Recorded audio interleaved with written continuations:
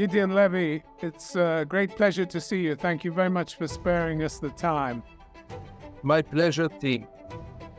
We've known each other many years, and I want to start, first of all, by asking you about the current situation in Lebanon and Gaza. Is this a war by Israel to finish off all its perceived enemies in one go? We have 41,000 killed in Gaza, and in the last 24 hours, 500 in southern Lebanon. This is normalizing a scale of war that's large, even by Middle East standards, isn't it? Absolutely, and even by universal standards. I think that the 7th of October, with all the crimes then, opened the way for Israel to lose any restraints.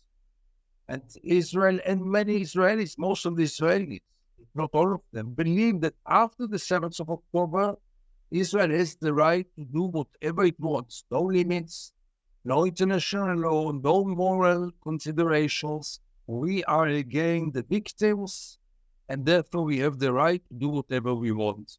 And we see now the outcome. The US has said that there needs to be a pathway to a Palestinian state, but that isn't going to happen, not with this government, is it? And if it doesn't happen, will these wars ever stop? Tim, you know my view. I think that this lip service to the two-state solution should have stopped long time ago.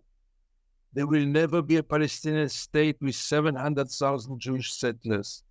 And continuing to use this solution as the solution that we can just take it down from the shelf and implement it is misleading and cheating ourselves and the world. It's time to do something radical, but as long as the international community under the leadership of the United States is not ready to take measures, it's ready just for a lip service, nothing will change. Israelis will not wake up one shining morning and say, oh, this occupation, we don't like it, let's put an end to it. Oh, this apartheid state, it's not so nice, let's stop with it. No, it will not happen like this. It will happen only if the international community will take measures to promote a real settlement. And unfortunately, the two-state solution is not visible anymore.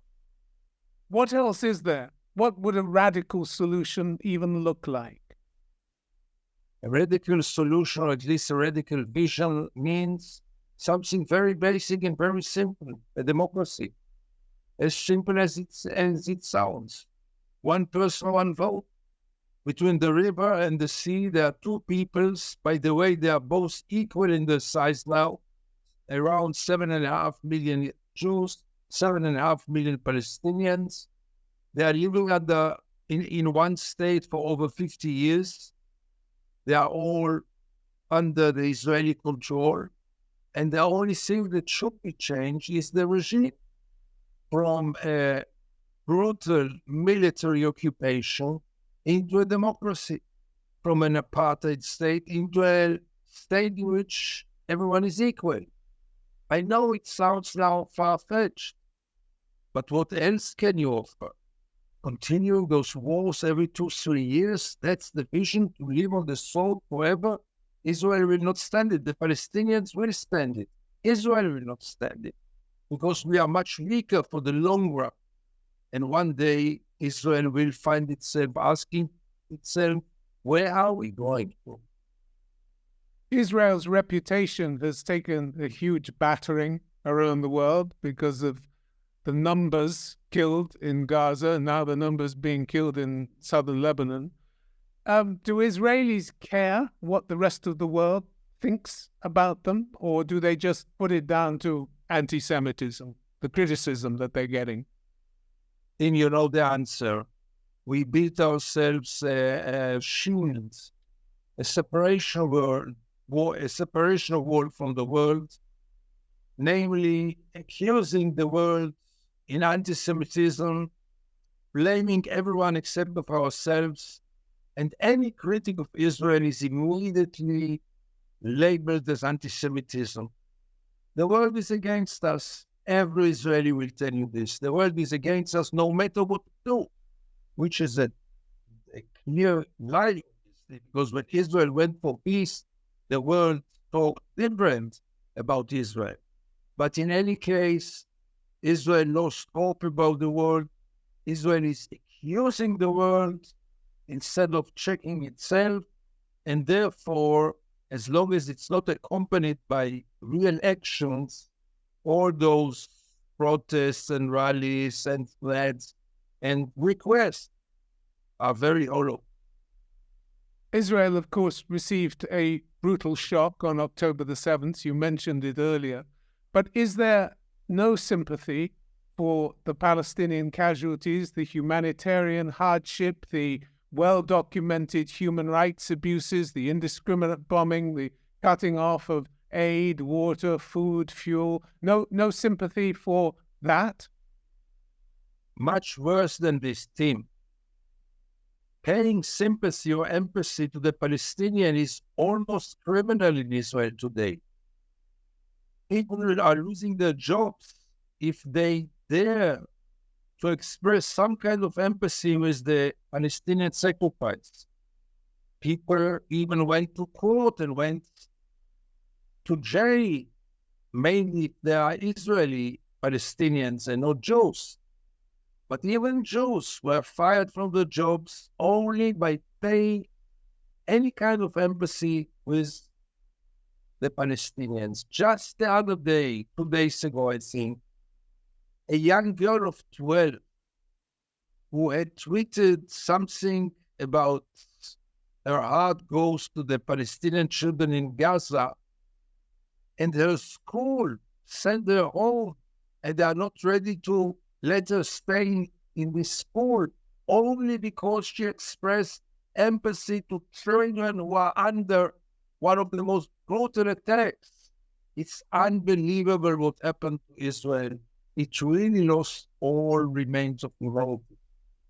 It seems to have shocked you, but you have been covering Israel for decades now. This has shocked you, hasn't it? It did shock me because it's not that it is a surprise, but it reaches now, after the 7th of October, it reaches level that I never witnessed before. When I open TV and I see one of the channels hosting somebody just last night, and he said, and the host are telling the guest, we hope that next time you will come here with a bag, and in this bag there will be the bleeding head of Yahya Sinwar. I mean, that's barbarism. That's not any kind of, I don't know any other definition but barbarism. And Israel fought itself because of the 7th of October. One of the Palestinians you wrote about was detained after October the 7th, a man called Bassem Tamimi.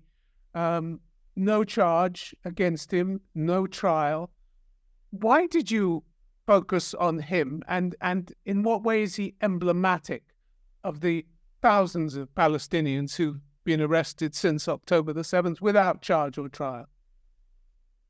And by the way, being kept in horrible conditions, this must be also said, because the whole world stopped its breath because of the Israeli hostages in Gaza, and rightly so.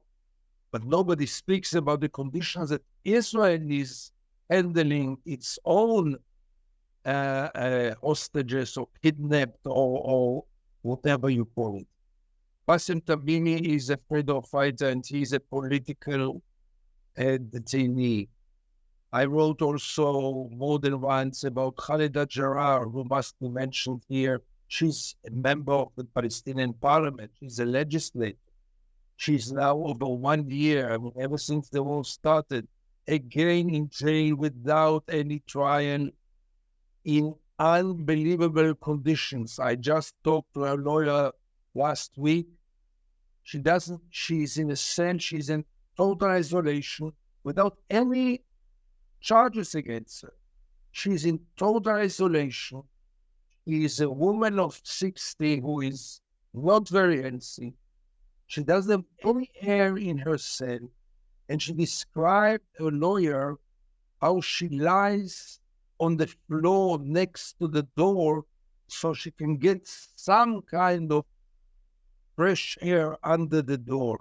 Those are the conditions, and those are people, both Bassem Tamimi and Khaled Jarrah and thousands of others who are political prisoners, nothing but political prisoners.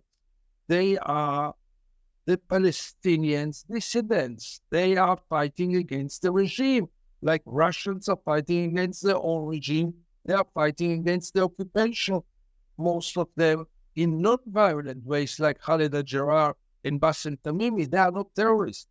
And look what we are doing to them.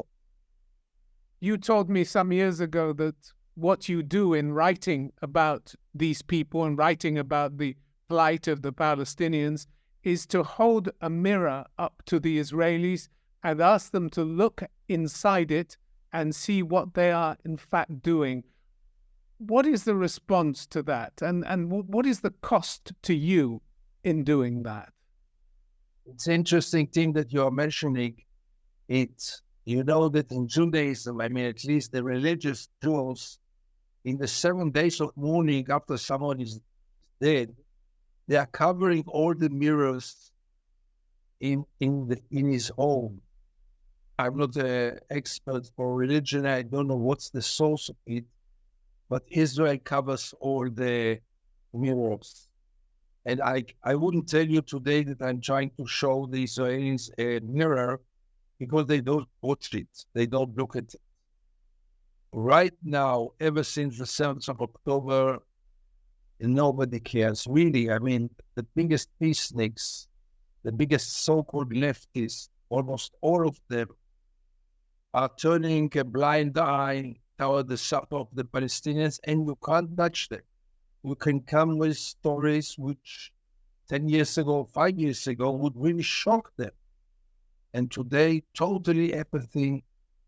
And I don't remember such a situation in which Israel really, I repeat myself, lost its humanity, lost any kind of capability to feel some kind of emotions toward children who are not Jewish, toward detainees who are not Jewish, toward disabled people, wounded people, uprooted people, starving people who are not Jewish. Nothing. One of the stories you told recently was about a visit you made to Jenin, Palestinian city of Jenin, and you saw an ambulance with its red light on outside, waiting outside the checkpoint, the army checkpoint, waiting for permission to go in. Tell us what happened. This was not so recent, but I have so many other stories the same. But this story was one of the stories which shocked me, and it wouldn't shock me today. It was just an ambulance with only sick person in it. The soldiers were playing bagamon, and they wouldn't bother even to check the ambulance. And he stood there like 1 hour. At the end of it was that the patient died in the ambulance. But when I published it then, there was still some kind of public scandal, or at least small scandal. Today, I would hesitate even if to publish it, because who cares? But you talked to the soldiers. You went up to the guardhouse, didn't you? Yes. You went up to the checkpoint. What was the response to you? They were screaming at me. They were very aggressive then. Today, by the way, I wouldn't dare even to get out of my car, because they are much more arbitrary today than when this happened, because this happened before the 7th of October. I wouldn't dare to even get out of my car because they are so aggressive and so arbitrary. Didn't they tell you that how could you possibly equate them with the Palestinians? And Yes. Thank you for reminding me. Absolutely. like they always do when I tell them that I go to document Palestinians' catastrophes. There's no understanding for this thing. It's not the Israel, even the Israel that we both used to criticize is different today. Whenever there is violence in the West Bank and whenever there are witnesses who report violence, I'm thinking particularly of settler violence, which has been in the news a lot, the army says, we'll investigate. Where do these investigations go? They don't even start it. It's a joke. And by the way, most of the Palestinians even don't go to the police to supply an appeal because they know nobody's going to do anything. Many times Palestinians are coming with videos when you can clearly see the faces of those gangsters, those settlers, and they know that the police is not going to do anything, even if it's very clear, everything is clear, not to investigate anything. The video tells the whole story. I saw so many videos like of destruction, from beating people. By the way, even old people, they can beat, I wouldn't like to say to this, but almost to this, even old shepherds. And there are videos which are documenting it. The police would do nothing. You wrote about a couple of young Palestinians who were on a motorcycle and they were chased by the army. One of them got away, one of them fell on the ground. And there was a video of what happened next, wasn't there? When the army, what did happen? What did you see on the video? That's again, I must emphasize, all those stories are before the 7th of October. They all got much worse after the 7th of October. But yes, this happened. I remember exactly the story. The video showed very clearly how they are. First, he fall from the motorcycle. It was a scooter. And after he fall from the motorcycle, one of the soldiers comes from a very close distance and just shoot him dead. For nothing. No danger, nothing. And it is a video.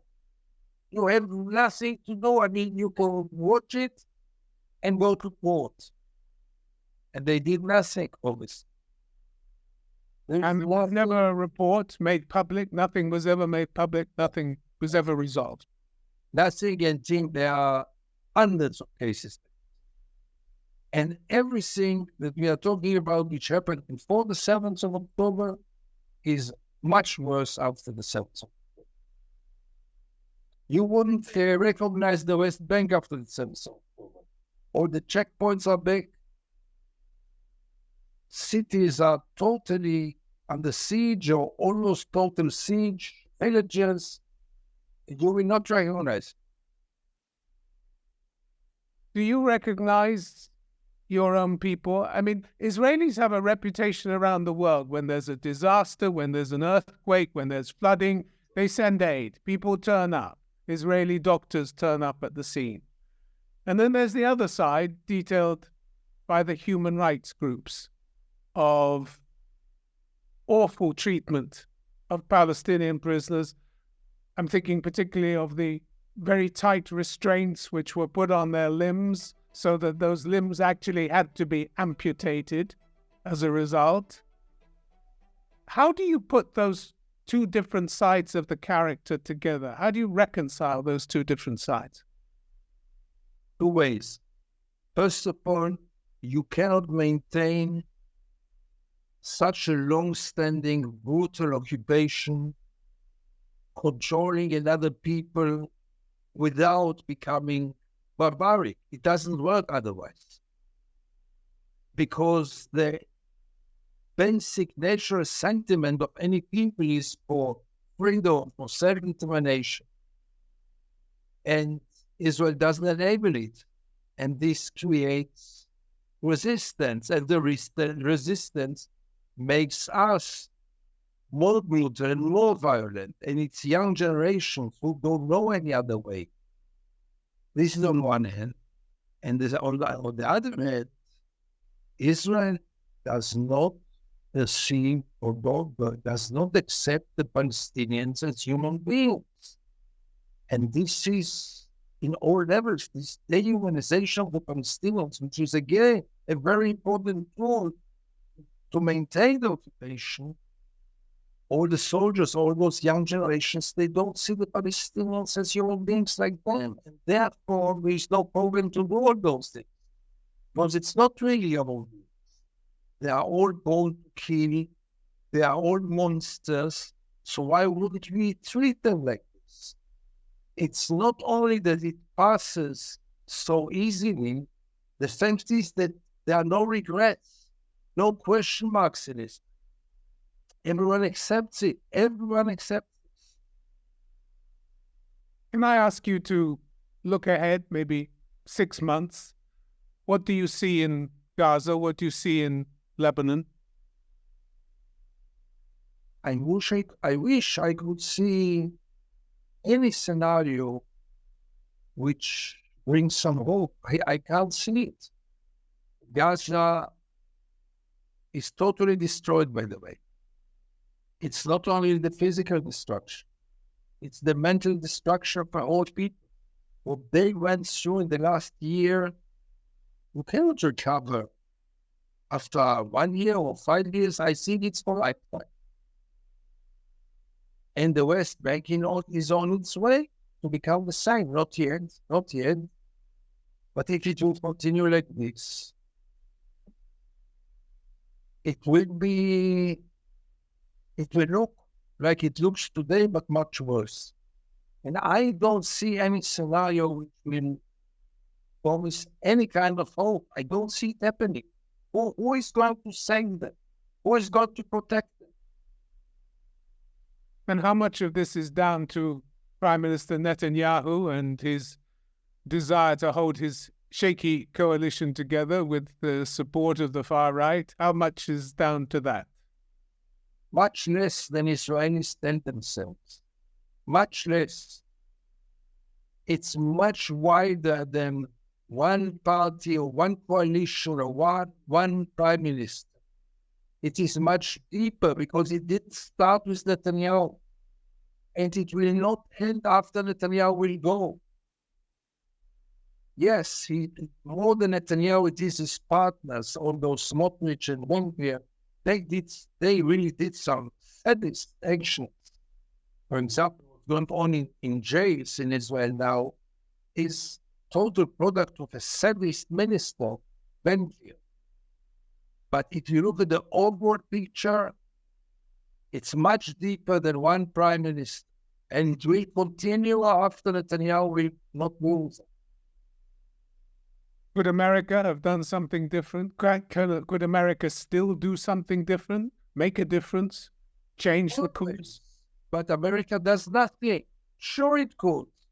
Easily. Israel was never depending so much on the United States like today. But look at that game. This hypocrisy on one hand, only Israel to stop the war, like Biden even tonight in the UN Assembly, only to stop the war and supply Israel with all the arms and ammunition. What is Israel supposed to do with those arms? To continue to fight? So America, Biden's administration, is totally responsible to what's going on, because Israel would have to stop it if the United States would really wanted to stop it. The United States never really wanted to stop it. Gideon, thank you so much for spending time with us. It's a very depressing picture, but your reporting is very vivid and very important. And thank you for all the years you've given to journalism and to the craft. It's been a pleasure having you on. Thank you so much. This is, by the way, the first interview you and I have ever done, isn't it? Ever. Long overdue. Long overdue. I want to make a wish that in half a year you will interview me And I will tell you, Tim, I was so wrong. I was too pessimistic. Look what's going on, a new beginning, a new start. But unfortunately, I don't see that. Thank you so much for having me.